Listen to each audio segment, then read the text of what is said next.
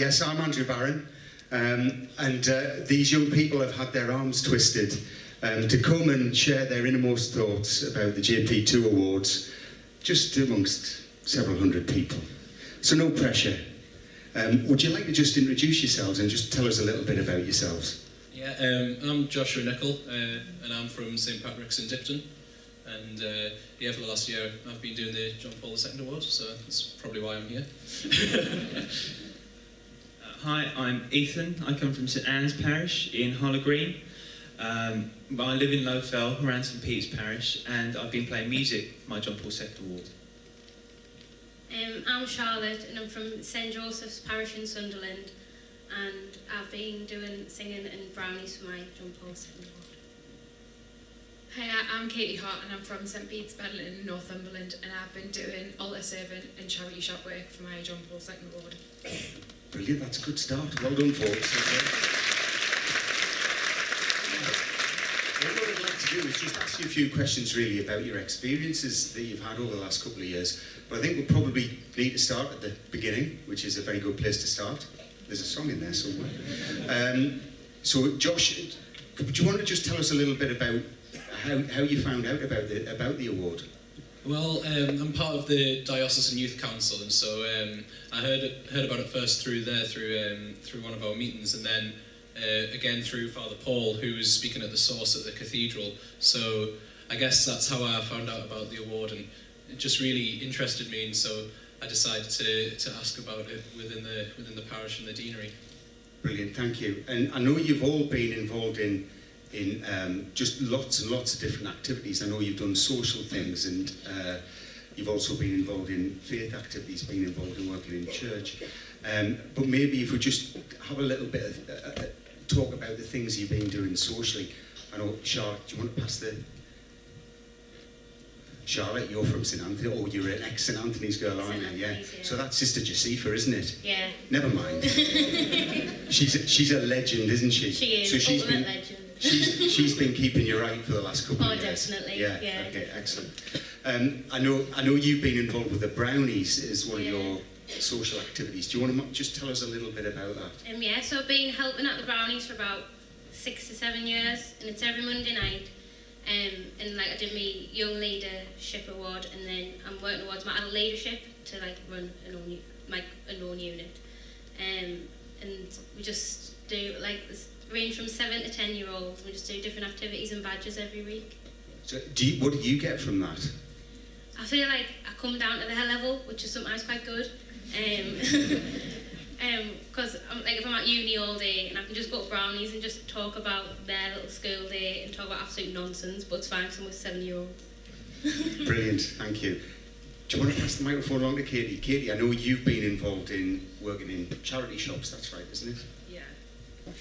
I work at my local ox farm. I kind of stock shelves, help the customers, the kind of general shop work, and I've been doing it for 2 years now.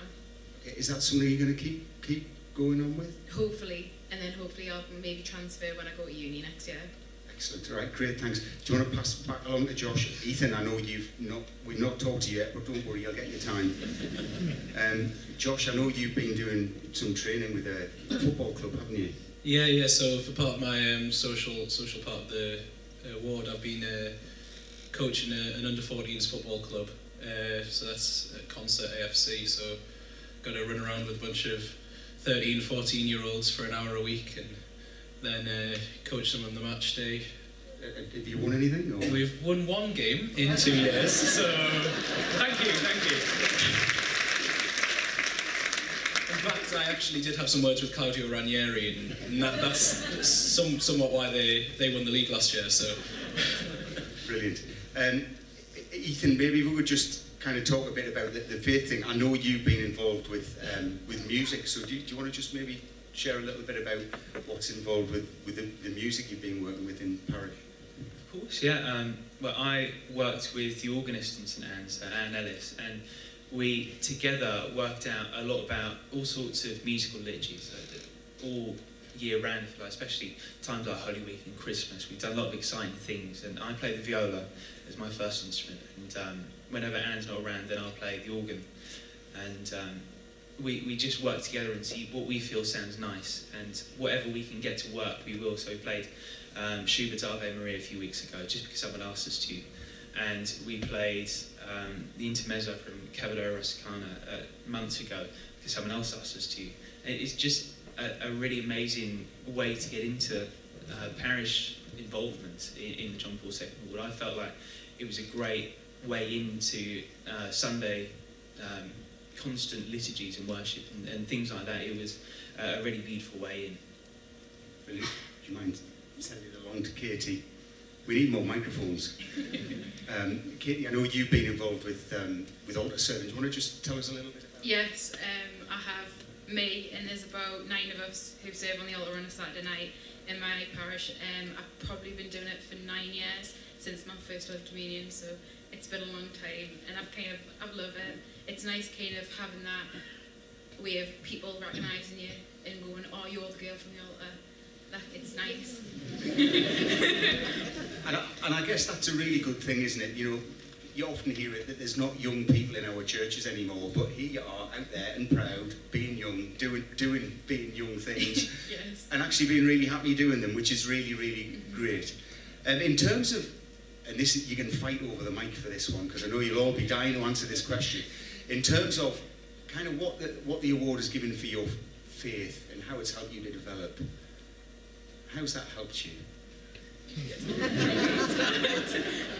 With me, it's kind of strengthened my faith in the kind of youth side, because I remember when I was younger, like there wasn't many Catholics in my school, there wasn't many, and especially with Forward Together in Hope in our diocese, I've been involved with that a lot, and it's kind of given us hope that we do have a future, especially with parishes closing down and then the regrouping of them, which has been nice. Excellent, thank you. Just to give back really, because I think when you started doing the award, you realise how much I actually do. And it wasn't until I started doing it and I was writing stuff down, I was like, I didn't realise like that could count and things like that. And like through growing up through the church, and it's like a church community, church family, I feel like I'm giving something back. For me, the award was more about an understanding of the church. So we get an awful lot through Catholic school growing up about what the church means for Catholics. But the award for me was more about what church meant for me and my understanding of Catholicism and my faith and what it meant to go to Mass every Sunday, or what it meant to go on Good Friday.